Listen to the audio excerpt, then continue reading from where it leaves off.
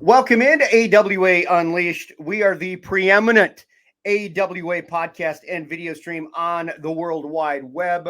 My name is Chris Tubbs, and I'm excited to have you here because this is a big week for us here at AWA Unleashed. We are just a matter of, 4 days away from our very first live event taking place at the Lift Bridge Brewery in New Richmond, Wisconsin. We're going to get to that in just a little bit, but let's bring in George Shire and Mick Karch, and it's going to be a lot of fun, you guys. Like, it seemed like it was so far away, and I'm like, oh my God, we're literally, counting the hours before we're going to head to Lift Bridge, and it's a great opportunity, you guys, for people in the Twin Cities and Western Wisconsin.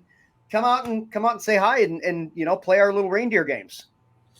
And the thing is, we can't stress the informality of this enough. That's the thing. You're not going to be winding your way through long lines and, that type of thing, waiting to, get an autograph. We're going to talk professional wrestling. We're going to talk old school. We're going to schmooze, going to give away some stuff, have some trivia. And this is, normally there's a red carpet for a big event like this. We're going to put out a throw rug, and it will be right up to wherever we're doing this. I was going to say, it'll be the Karch and Shire meet and greet right there. That's exactly right. It's going to be great. We could get a hold of Casey, Adnan Casey, and have him throw down one of his rugs, for one of his harems, for our show. But, Mick's right. This seemed a long time ago that we started planning this, and this is big. It's 4 days away. I'm excited. I hope we have hundreds of people there, literally. Come out. You don't have to dress up. You're a wrestling fan. You can come casual, come as you are, and just have a good time outside. We're gonna be dressed just as why don't you just call them? Why don't you just dressed? Why don't you just call them GED getting neckbeards and be over with it? Jeez. No, wrestling fans, we don't want to dress up when we go to the wrestling card. I want to point something out. If you ever look at a wrestling audience from the 40s, you look at some of the videos that are out there, the guys are all in suits and ties and the women are in dresses, right, Mick?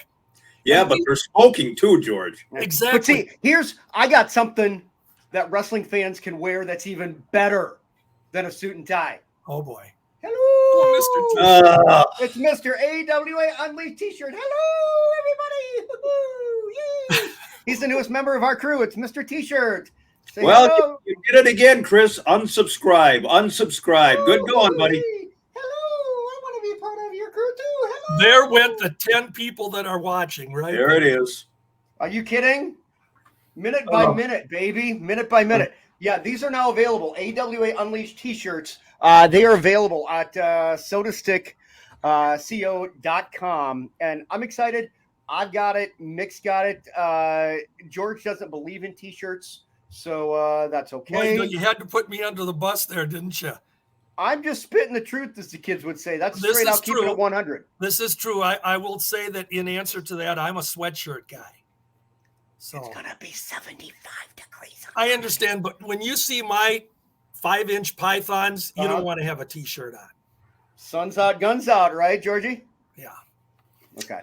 But we're going to have fun, guys. This is going to be a big time. We're going to be able to answer questions, talk to you in person.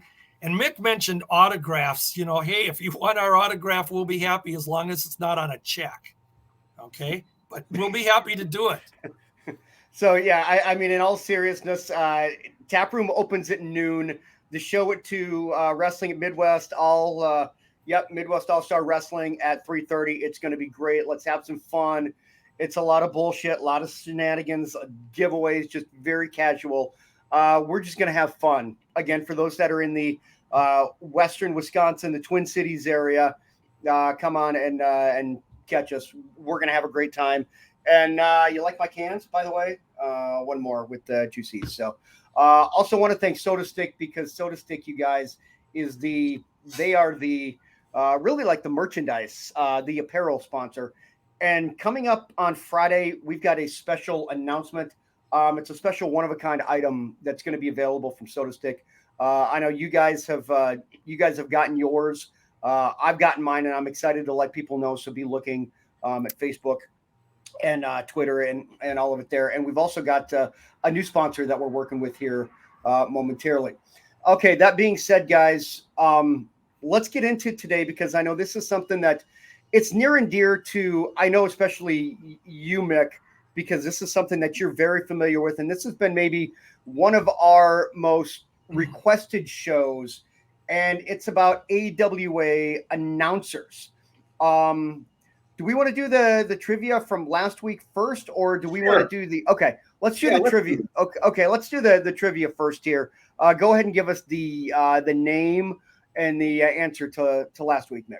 All right. Congratulations to Murray Brady, who knew that the wrestler who poured buckets of change into the outstretched hands of Wally Carbo in order to pay an appearance bond back in the 1970s, $10,000 in coin he poured it into Wally's hands, was Dr. X. And Murray, congratulations. We're going to send you some wrestling merchandise, and good going. You were the one and only who knew that it was Dr. X. Now, was it really 10,000, or was that just like a gimmick 10,000? Well, it may as well have been 10,000, because by the time Wally got his hands out of the way, Wally never realized that all he had to do was put his hands in his pockets, and the pain they would have just fallen. But that would make for good TV. 10,000, 1,000, $1.50. I don't know what it was. All I know is I do remember the incident, and when the doc was pouring the money out in change to Wally Carbo, it was a classic moment, because he never got told he had to bring cash or any other thing. He had to bring the change, and he did. All right. Let's get to it here, guys. This is about announcers, and this is about the people that the voices and the faces, and really the ones that these are the ones that are really identifiable for fans when they be watching a TV. So I'm going to start with you, Mick, because of your experience in this area. What is the importance of play-by-play announcers for professional wrestling? I think it's immeasurable, and I'm not just saying that because I did it or do it. It's a soundtrack. It would be like going to a movie, and in the most tense part of the movie, the thriller or whatever, you get no background music, no horror music, whatever. Wrestling announcers are responsible not only for putting over the guys in the ring, helping them to tell that story and paint the picture, but also in the end, it's all about selling tickets, and you've got to do that. So the importance of wrestling announcers can't be overstated. I've had some guys say, the announcers need us. We don't need them. Oh, really? Mm-hmm.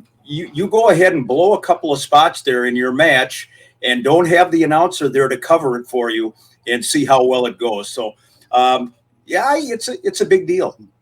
How has the role changed over the years? Because when I watch some of the older videos, I mean, it definitely feels like there's a different approach and a different way that they're telling stories compared to where now it's just mostly just promoting all of these extraneous things. Well, and you hit it right on the head. That's what it is right now. The idea is to promote the next pay-per-view, or, subscribing to the Peacock network or whatever it is. It's just the way things have changed, in the world in general. Back in the day, wrestling announcers treated the sport more like it was a sport, more like it was a competition. It was more serious. And the idea was to suspend that disbelief for a couple hours and take people on that roller coaster ride. Nowadays, a lot of vignettes, a lot of joking around. Let's toss it backstage. Let's look at this and that. We got this big pay-per-view coming up. So it has changed. The dynamic of it has changed substantially. Just like the business has. It's just a microcosm of how the whole sport has changed. And, I'd add something in there when you're talking about putting the guys over and how that aspect works. I've worked a few times with Mick on play-by-plays, and you've got to make every wrestler in the ring seem like somebody big. That's right. You have to overlook any of their flaws or shortcomings. And I mean, if we're putting over a jobber versus a main guy, we've got to make the fans temporarily suspend disbelief that jobber had a chance, that enhancement talent had a chance, make them look better than they are. And if you don't do that, the fans lose you. So our job, Mick's job, when he does this and does it well, you've got to put these guys over and make the fans want to run to see them live. And just real quick, Chris, Yeah. to that point, when George and I showed Nick Bockwinkel our tape from Winnipeg, and we were dealing with some pretty awful stuff back in 1986. George and I are doing the commentary. We're getting over some talent that probably didn't deserve it. And Nick's comment was, and it's a direct quote, if you guys can get this shit over, you can get anything over. So that's the name of the game. Sell the product, sell the guys. What are we going to be talking about today, George? I mean, because when we talk about announcers, it can be so subjective. Kind of give people an overview as to what the next 40 minutes or so are going to be like. Well, the important thing that we've already pointed on is that the announcers were a very intricate part of the pro wrestling, all-star wrestling, or any territory they were in. They introduce the show, they interview the wrestlers, they put the wrestlers over, they try to sell the tickets, they give their spiels, pushing the card, the lineup. It's also very important. And those sitting at ringside doing that play-by-play, as we just pointed out, they have to really make each wrestler somebody special. We've got a highlight today because we're going to highlight some of the real special announcers. Yeah. We're not slighting anyone, but we definitely are going to highlight some of the better known. And we're going to maybe share some stories along the way. Well, we will, about some of these guys as well. But they were the face of all-star wrestling. Let's kick it off with a legendary Hall of Famer, maybe one of the most well-known and iconic broadcasters in the history of the AWA. And I think this is the genesis. This is the only place to start this conversation, George. Well, this goes back pre-AWA, Chris and Mick. If you go back to 1953-54, Minneapolis, the territory, was an NWA territory, but the very first announcer that any fan of our age would remember is Marty O'Neill. And Marty was a figurehead from 53 all the way up to the mid-70s, even the late 70s, when he did all-star wrestling. And there he is. That is such an iconic pose when he would introduce the program, All-Star Wrestling. And Marty was so good at it, so calm. And he told me one time, he said, the only thing that Vern Gagne ever told him was that make sure that the guys kind of stand in front of you because we want the guys to be bigger. And the funny part about that is Marty was only about 5'9" at best. Is that kind of what you're talking about? Like where right he, there. Okay. Right there. They always wanted to have the camera angle where the wrestlers would always appear bigger. Now, Mad Dog wasn't the biggest guy in the world. We know how good he was, but even there, he looks bigger than Marty, and that was the illusion they needed to create. Marty was a tremendous radio guy in his day, WMIN radio, for those fans who remember. He was a great athlete from St. Paul. He played football. He played baseball. And it was announcing that was his forte. And when he landed with professional wrestling, he was the figurehead for so many years. He would sell the Jarrett Speed. He would sell Vern Gagne's Gagne Metrics. And he earned himself the right to be in the Pavic Broadcasting Museum in St. Louis Park. And if you know the elite broadcasters that are in there, Marty definitely is one of them.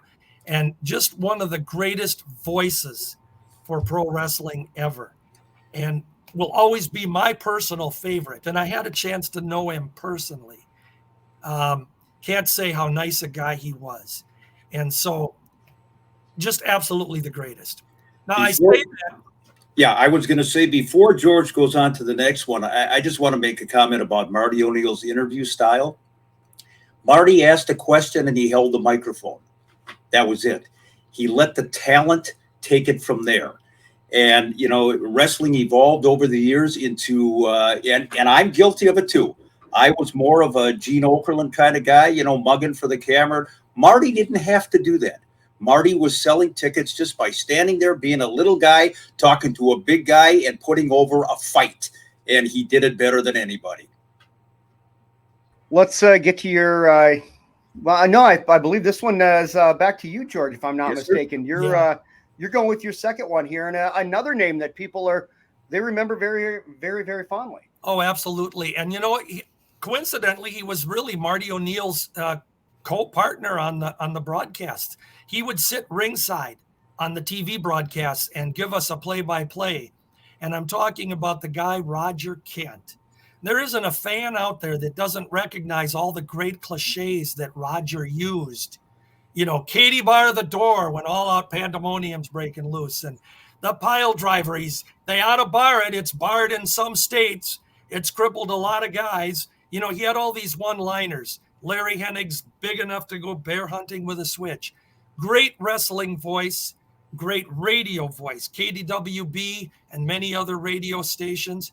And he was a longtime employee of WTCN TV, where originally he was hooked up with Marty. And he did the play-by-plays well into the 70s. Just iconic voice. And certainly when you turned on All-Star Wrestling, Roger Kent was a voice and a face you knew well. You know, the fans like those kind of inside stories, the backstage stories. A couple of things about Roger Kent. Roger was not a big Vern Gagne fan. You know, he worked for Vern for years, but I would see Roger in the Dykeman Hotel lobby where the wrestling office was, walking around back and forth, putting the bad mouth on Vern to anybody that would listen about his salary and what have you. But, you know, Roger did very well for himself. And I've told this story before. When Roger got word that I was interested in maybe getting into the broadcasting business, one night in St. Paul, Roger approached me, and let's just say this. He made his displeasure very well known to me, that he was very protective of his turf. And, you know, so, but again, like George said, iconic in the wrestling business. Moving on right now to Roger Kent's, actually his partner in promoting some shows around the state of Minnesota, the 5-state area, and just a absolute jack of all trades when it came to pro wrestling and TV production, our friend Al Darshea. And Al did it all. And he's another member of the Pavic Museum Hall of Fame. Not only a ring announcer, TV announcer, play-by-play guy, promoter, you name it, Al did it. And, you know, he produced some television shows for WTCN besides wrestling, including the Lunch with Casey TV show. Al did it all, and he I can't say enough good things about him. He was a great guy to work with when I was there. And again, talk about the legends in the AWA. And, you know, Al refereed, too. He did everything. And just a great guy. You got to have a real love for the business. And think about how talented do you have to be able to do all of those things and do it well. Like, it is such an underrated skill when people can do so many different things and do it seamlessly. Yeah, absolutely. And, you know, I'd point out with Al, when you talk about being a jack of all trades, I honestly believe that All-Star Wrestling, as it was produced and played out on TV, would not have been successful without Al being the producer and behind the scenes making sure that everything went well. So he was the glue that kept everything together. Definitely an integral part. All right, let's go to the next one, Mick, because this, along with Marty O'Neill, this might be the most popular, well-known announcer to ever come out of the AWA. Oh, there's no question about it. And I know, George, you and I talked about this before I go in depth a little bit. This was a guy, absolutely right place, right time. Yeah, absolutely. You know, Marty O'Neill, who we already discussed, had been the longtime announcer, and he was the member of a broadcasting union. They went out on strike right before the All-Star Wrestling show was going to go live on the air. And Marty wouldn't cross the picket line. Vern went to Gene Okerlund and asked him, will you do the show? And then, you know, Mick, you can give all the accolades about how talented he was to do this. You know something, there's not enough time to give all the accolades. No. I mean, Gene was an old disc jockey for WDGY, called himself Gene Leader when he was on the air doing Top 40 radio. And as George said, right place, right time. Icon doesn't even begin to describe it. Gene transformed what a wrestling announcer was all about. He was a showman. He was a carny. He was an advertising guy, so he could sell. And that's what he did. and his interaction with the wrestlers like Jesse Ventura, Dr. David Schultz, on and on, was just phenomenal. And Gene became as important as the wrestlers, not only in the AWA, but of course, when he went to the WWF. Chris, you said at the beginning, probably the most recognizable wrestling announcer ever. And just a funny guy, quick-witted. I had an opportunity to visit with Gene on more than one occasion. Just a class act. And you can't talk pro wrestling without talking Mean Gene Okerlund. And I don't know if it was Jesse that gave him the Mean Gene or Hulk Hogan, or whoever it was. It was Jesse. But yeah, is there anybody more famous than Gene Okerlund? Well, I think he transcended pop culture. Yes. And think about at that point to be an announcer and get into pop culture and the lexicon and the vernacular of just random people that might not even be wrestling fans. You might not know squadouche about wrestling, but you know the name Mean Gene.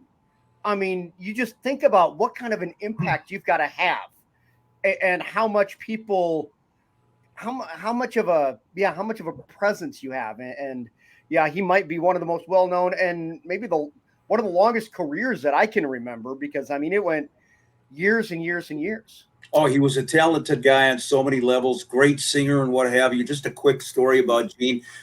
He was at Cauliflower Alley Club one year, and he spotted me, and he wanted to introduce me to some of his associates. And I'm expecting this big, Mick is a local announcer in the Twin Cities, yada. But what he said was, "This is Mick Karch, and he is a close personal friend of Eddie Sharkey." I don't know where it came from, but I'll take it and I'll run with it. But that's the way that Gene put me over to his buddies. You never knew what was going to come out of Gene's mouth. I'll point out about Gene how really important he was, if you really want to put it into focus.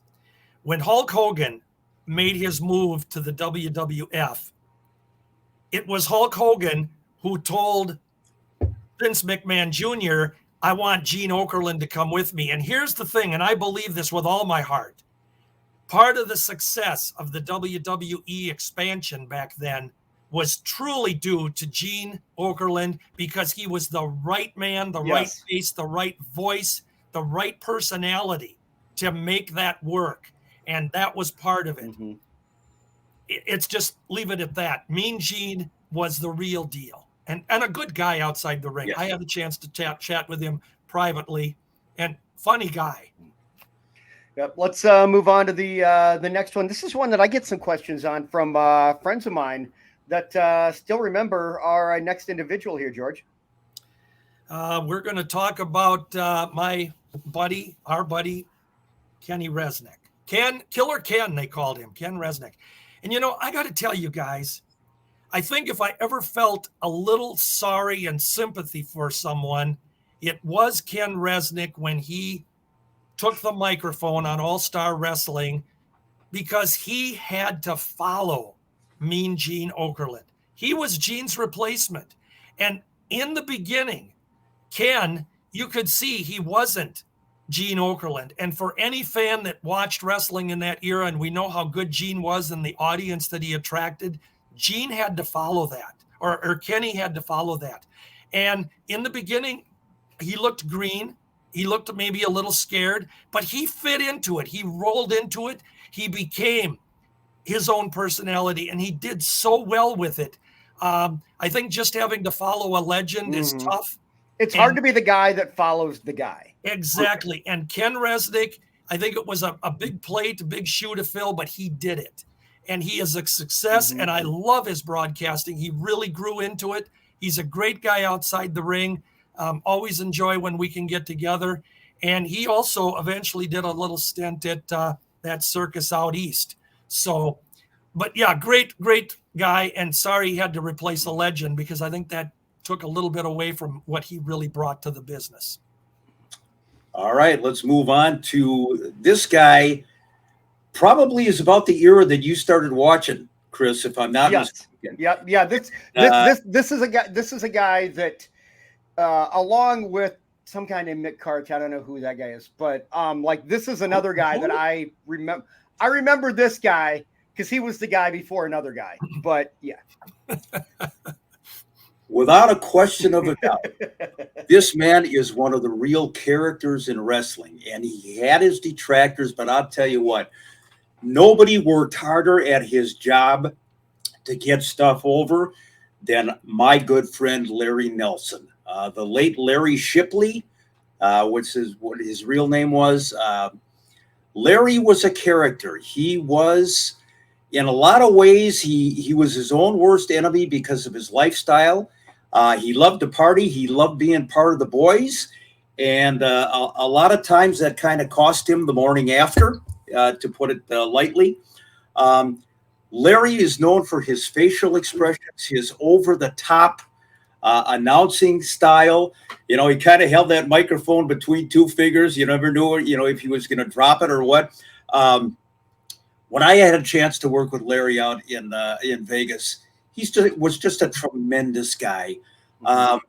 He took his role very, very seriously. He took a lot of crap from some of the higher ups, but throughout the 1980s, Larry Nelson was the voice and the face of All-Star Wrestling. There's no doubt about it.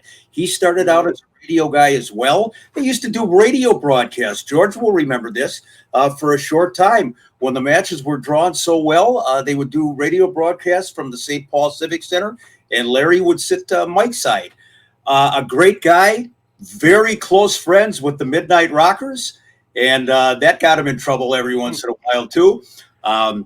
Down at Jukebox Saturday night in downtown Minneapolis, but I miss him. Larry was a great guy, great friend, and great personality. Okay, so let me ask you this, because he was one of the boys. Did that help him? Was there a little bit more of a comfort level with the talent with the boys, because he would party with them and be social with them, or did they feel like maybe was it a hindrance? I mean, that relationship, how was that viewed? I don't think it was a hindrance to him. And I didn't hear about him doing too much other than with the Midnight Rockers. So, that was kind of the close situation they had there. I don't think it was a hindrance. I think Larry loved it. Larry loved the fact that he could get over with at least some of the boys. Okay. He was a big Nick Bockwinkel fan. I remember that. And as George mentioned a little bit earlier about these bigger guys and how they're positioned when they're doing an interview, Larry was a big guy. Yeah. Larry was about 6'2", probably about 250. And a lot of times, if you look at those old interviews, just like Roger Kidd, Larry would take a step back and make the smaller guys look a lot bigger. But I really enjoyed working with Larry Nelson. Even when he put over the blaster coming through the back of the screen, the interview backdrop, the blaster came blasting through. And I'm not sure how many fans remember that, but Larry oversold it as good of an oversell as anybody I've ever heard. But God bless you, Larry. It was great working with you. Well, the thing about Larry Nelson, when you talk about his facial expressions and you talk about that blaster incident, which is probably one of the best ones to make my point, Larry was very animated in his body movements, whereas Gene Okerlund, he would give you just that little look in the eye or just the casual, come on, Jesse. Oh, come on, Jesse. But Larry was animated. He'd be moving back and forth. And when the blaster come through, yeah, he really sold that one. Whatever happened to the blaster? He got blessed. All right. Yes, I heard. Moving on, ladies and gentlemen. Here's a lot of people in the wrestling business got blasted, from what I hear. Never happened. But here's a guy that I'm going to talk about right now that really was an accomplished announcer on a lot of levels, including being a former broadcaster for the Minnesota North Stars hockey team. And in the scheme of things in the AWA, a lot of fans don't remember him. I even had to remind George who he was, but Doug McLeod was the voice of Pro Wrestling USA back in the middle 1980s, when Vern was kind of transitioning, trying to keep up with the WWF at the time machine, bringing in a lot of talent from other promotions, NWA and so forth. Doug was a professional announcer. He was very good. There was nothing funny about him. He didn't do a lot of shtick. He was very, very serious. And again, in the scheme of things, kind of a blip on the radar in terms of longevity in the AWA, but a great announcer. Worked alongside, some of the AWA stars who were doing the color commentary with him. But Doug was a real pro. And for the time when Vern needed a facelift, going through that Vince McMahon head-to-head, Doug was the guy. And how about the next one? I think you've got this one as well, Mick. Oh, Rod Trongard. I cannot say enough good things about Rod. When you talk about a true professional in the wrestling business as an announcer, not only because he had a great speaking voice and, a recognizable voice behind the microphone, Rod had been a play-by-play guy for the Minneapolis Lakers basketball team back in the day. He had a radio background. He had a TV background. And Vern put him in the play-by-play, the hot seat for the AWA for many, many years. And as I said, Rod was a true pro. There was nothing over the top about him.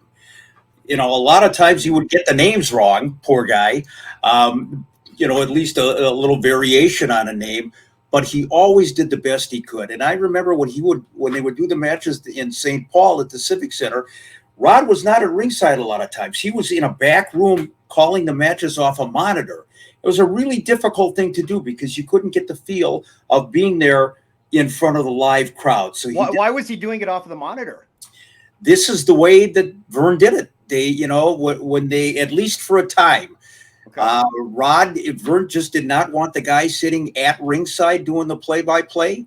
So he would put the guys in the back at the St. Paul Civic Center, set them at a table, and they would work off the monitor. And that's the way Rod did it. But a true professional, great guy. When he came to the arena, he did his job. He called the matches, had a piece of pie, cup of coffee, went to bed, and went home. And I loved working with Rod Trongard, a real professional. The thing about Rod Trongard that I always enjoyed was he was another radio voice that I knew, and having him associated with wrestling, and as well as he adapted to it, made him very iconic in my eyes. And I always enjoyed his play-by-play. Absolutely.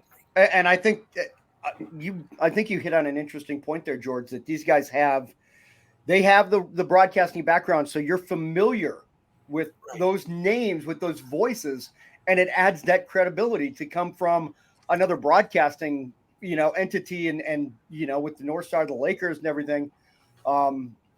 Now moving on to somebody that I know is you talk about close personal friends, George. This might be one of my favorite people in the entire world.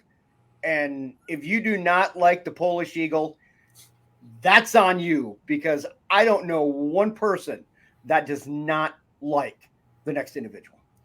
Well, you're talking, of course, about Dick Jonkowski. And I think you said it best. I'm going to phrase it this way. If you've got a problem with Dick Jonkowski, you've just got a problem, because Dick is phenomenal. He is funny. He is so quick-witted. Mm-hmm. He was a radio voice. He had a long-running radio show. He did Gopher play-by-play. He is invited all the time to celebrity banquets and roasts and different things to be the announcer for the event. He hosted Mick and I when we did our super clashes, our wrestling clashes back in the 80s. He was our go-to guy to take the show, and just so funny.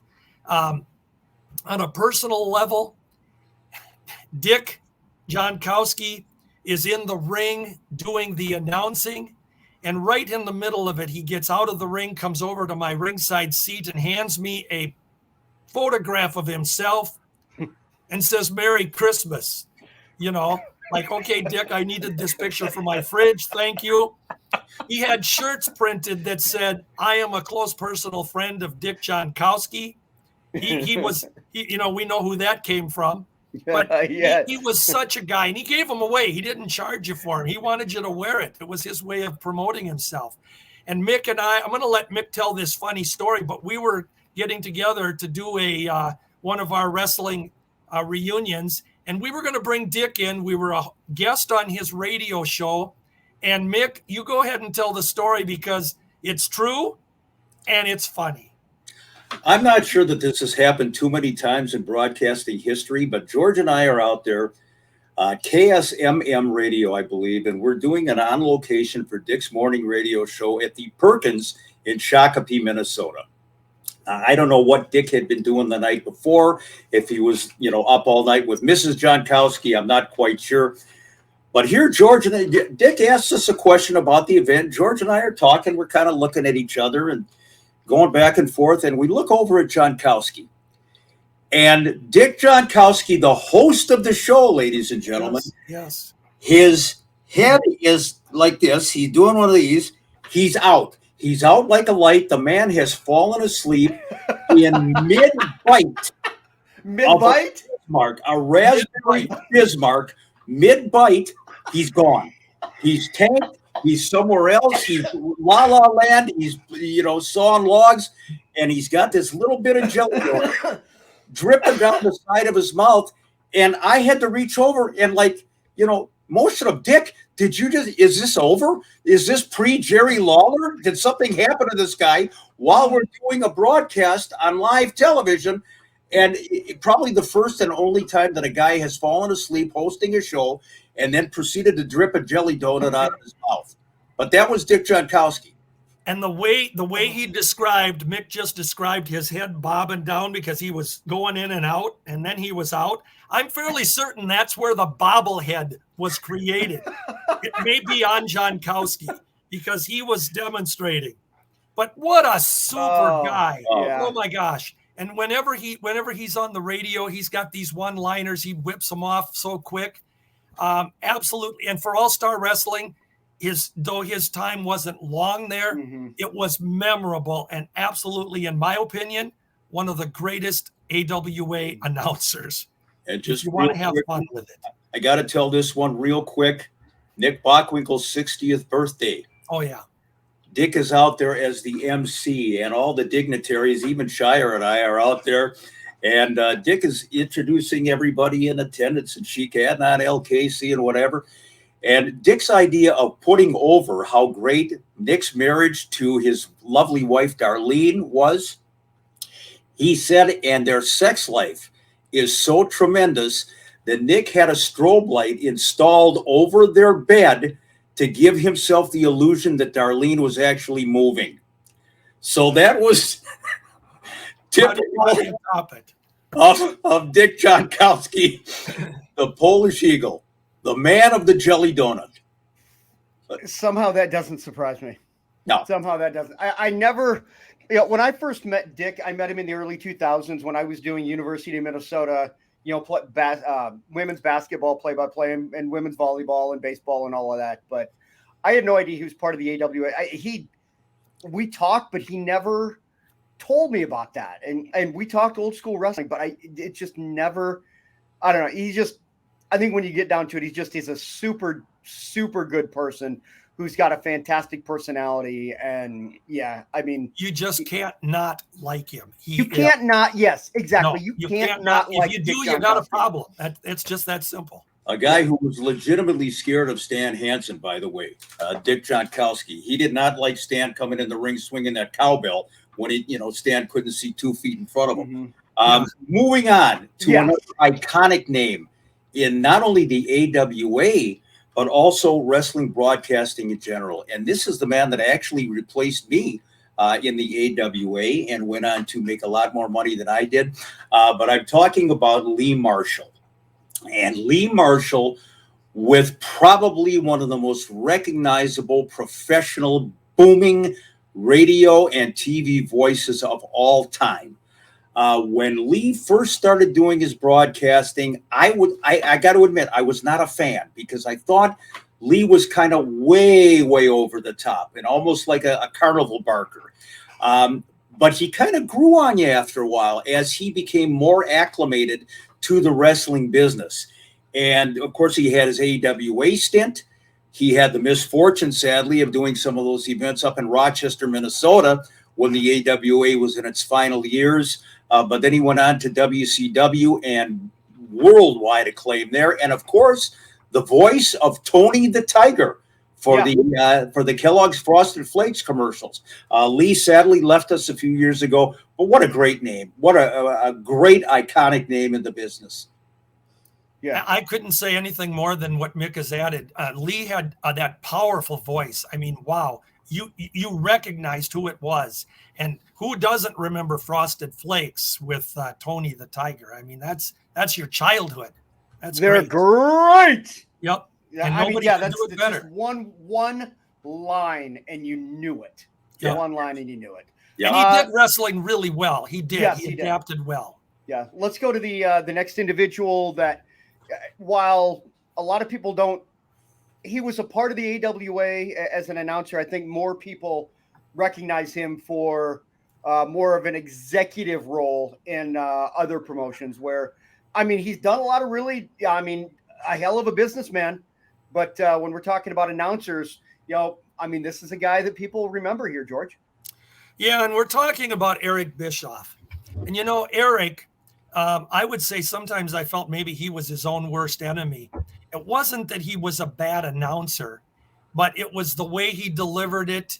I guess maybe it's a perception. Maybe I'm not alone in this. He had an arrogance about him, a cockiness sort of delivery. And he came off as being, I know more than you do. And, he was an in-your-face guy. He was a guy that could take charge, but domineering.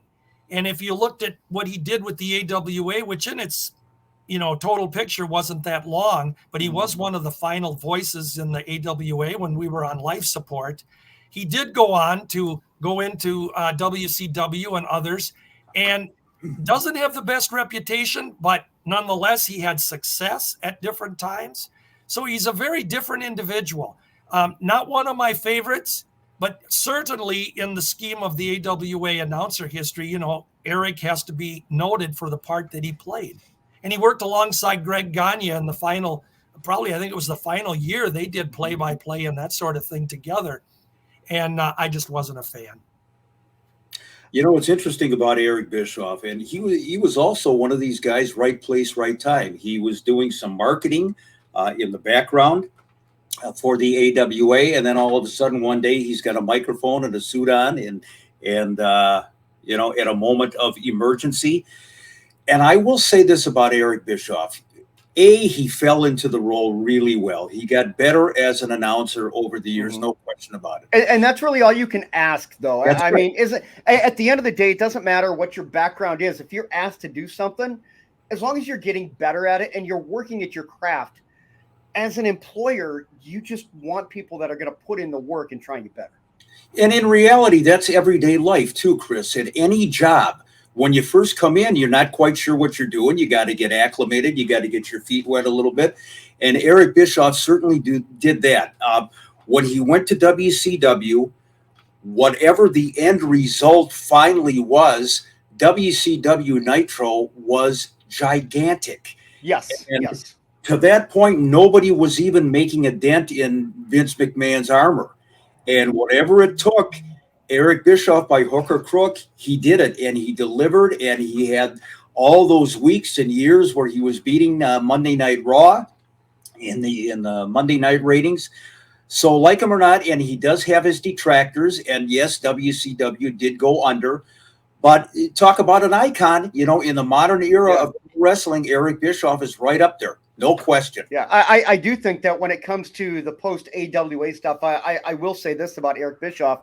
From a business perspective, he came in and he did things that WCW had never done, right. And he had to make it survive. And you look at, without Nitro and Luger showing up at the Mall of America and having to kick Vince McMahon in the ass with the Austin 316 and the Attitude Era, I really don't think without Eric Bischoff doing what he did with WCW, and I know it's kind of a little bit of a sidebar, I just feel like without that, I don't think we would have had that golden age, kind of that renaissance in the mid to late 90s that we had, if it wasn't for what he did with WCW to really light the fire under Vince. Because to me, if we don't have that, I mean, we may have continued to have this just pattern of really, really bad wrestling that we had after the AWA went out, and we had really, frankly, really crappy wrestling in WWE and WCW or NWA.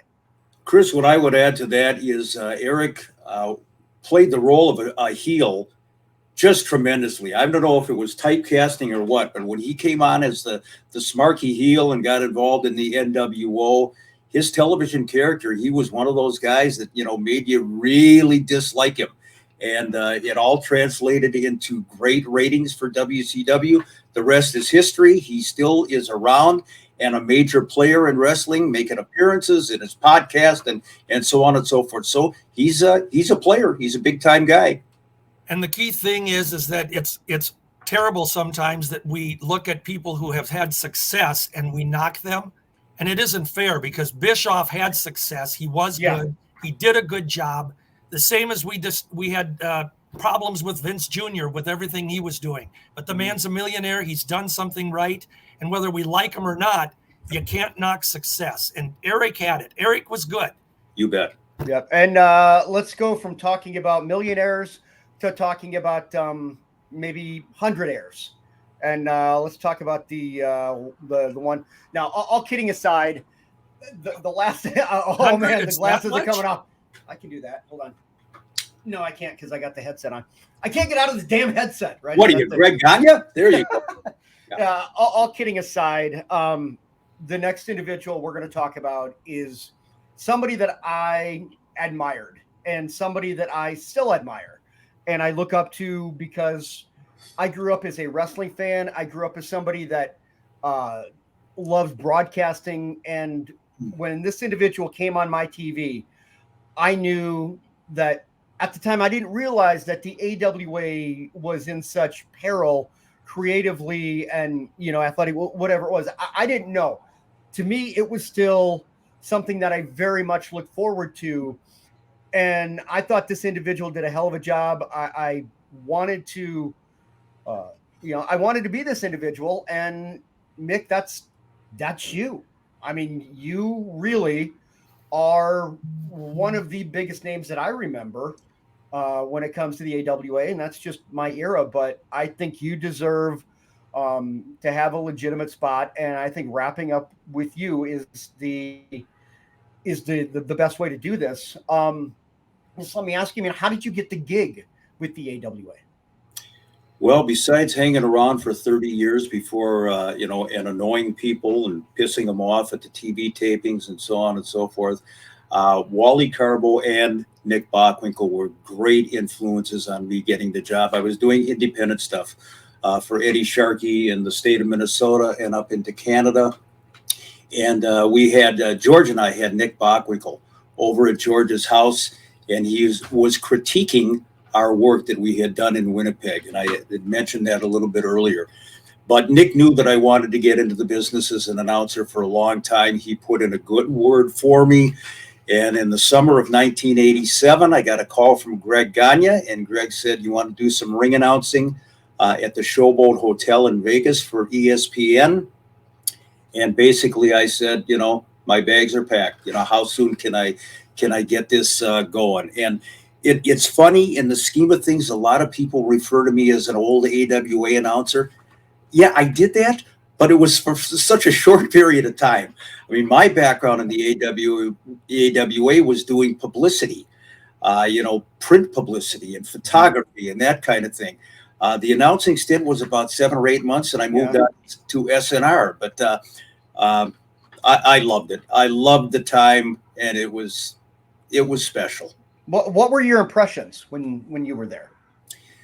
When I was there, you mentioned it, Chris. The AWA was kind of, going down in the wrong direction at that point. They still had some talent. They had Tommy Rich and Adrian Adonis, and a lot of people. Wahoo was still there, but the mood was tense, and more tense than it should have been. The locker room was not exactly a happy place to be. It was all business, but you could feel.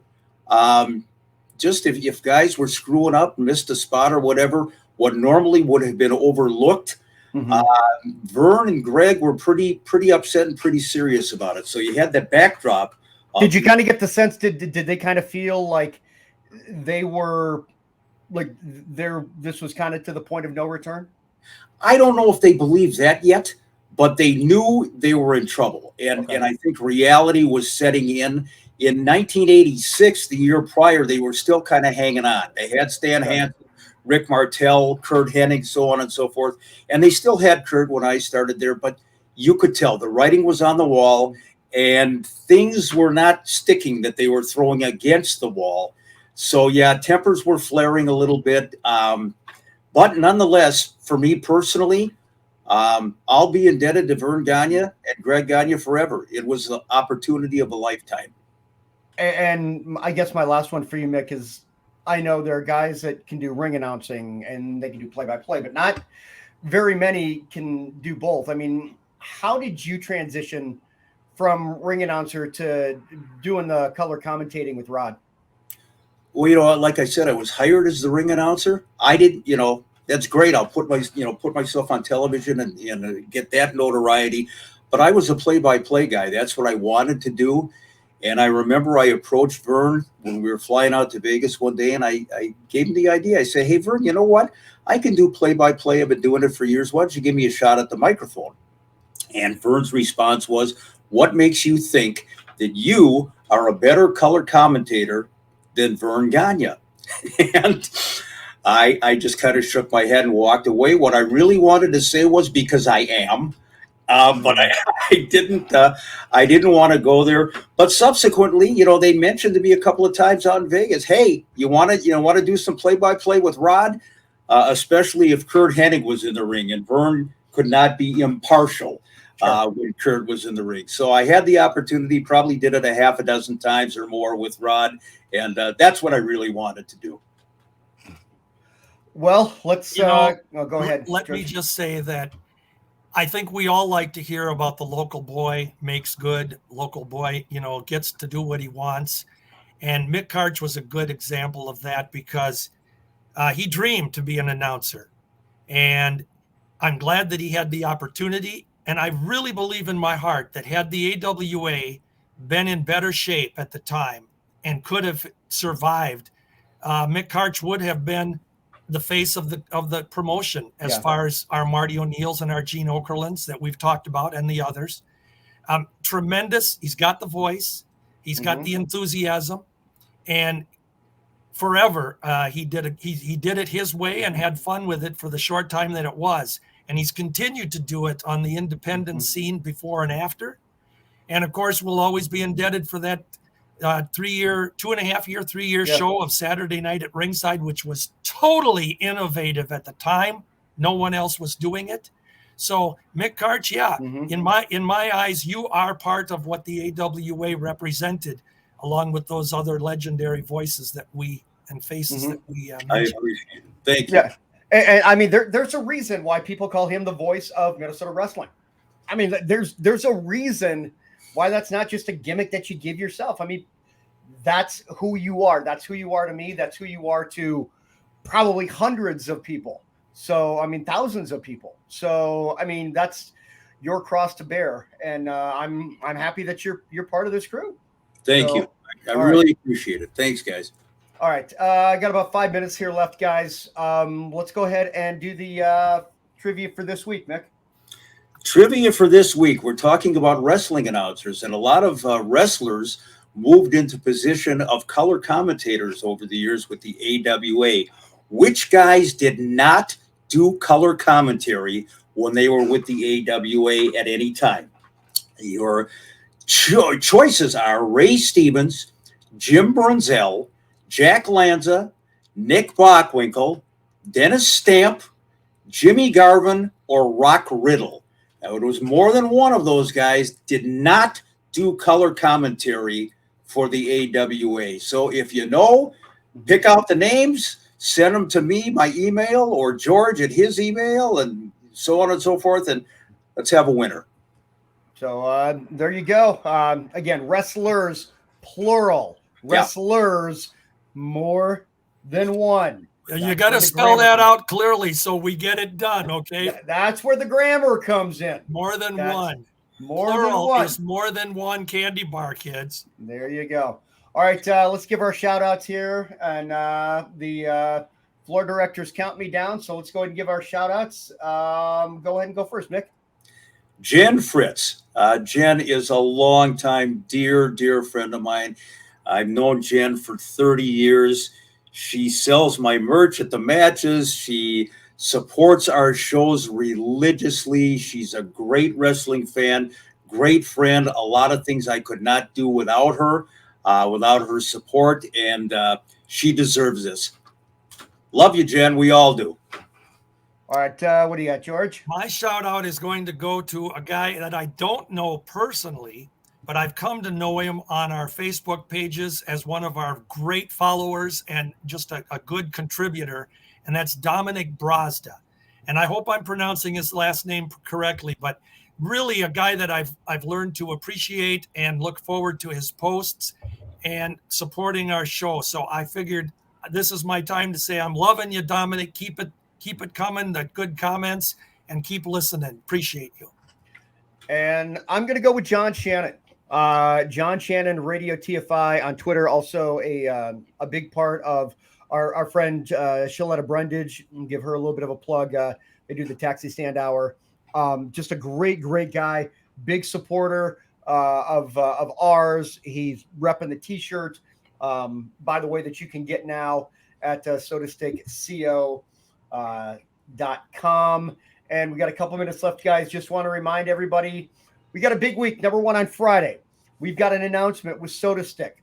We have got a special one-of-a-kind item that is going to be released. It's going to be a specialty one-of-a-kind item that is going to be available on Friday. So we're 3 days away from having that. And then we are 4 days away from our very first live show at the Lift Bridge Brewery in New Richmond, Wisconsin. Tap room opens at noon. Our show's at 2. Midwest All-Star Wrestling at 3:30. This is for those that are in, the Twin Cities and Western Wisconsin. Yes. So if you're in that area and you want to come on by, go ahead and let us know. We're going to have, giveaways. We're going to have shenanigans. We're going to have Q&A. It's just going to be very casual, a lot of fun, and I'm looking forward to it. And hopefully this is just the first of many live events that we're going to be doing. But yeah, catch us Saturday, Lift Bridge Brewing, for those in the Twin Cities and Western Wisconsin area. Reminder, no show next week.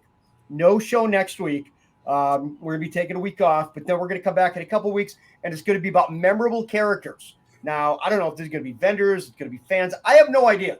I'm completely in the dark. I'm going to let you guys lead with this. So, and that's going to be a problem for you, let me tell you. Yeah, we're going to have some fun with this one. When we say memorable characters, outlandish is probably a better term. But okay. This is going to be fun. All right. So a lot of great stuff. Again, follow us on all your social media platforms. And by the way, YouTube, subscribe. That is the number one thing that you can do. No, just it's hitting a button. Hitting a button. Just subscribe to YouTube, share, comment, like. Let's get in those algorithms, you guys. And when we do that, we can take this thing to new heights, because we're on that edge. We're on the edge, which we need you guys to help kind of push us over the edge. You guys have been doing a great job. We need it more. I'm begging, because I've got no shame. And I mean, that's what we do. We beg. I'm not too proud to beg, to quote Salt and Pepper. Hopefully we'll see as many of you as we can on Saturday at Lift Bridge. And Friday, be looking. We got a really cool thing coming from Soda Stick. And guys, I mean, anything else? Have I gotten all the shilling out of the way? All the promoting? That's it. Body slams and pinfalls to you and yours.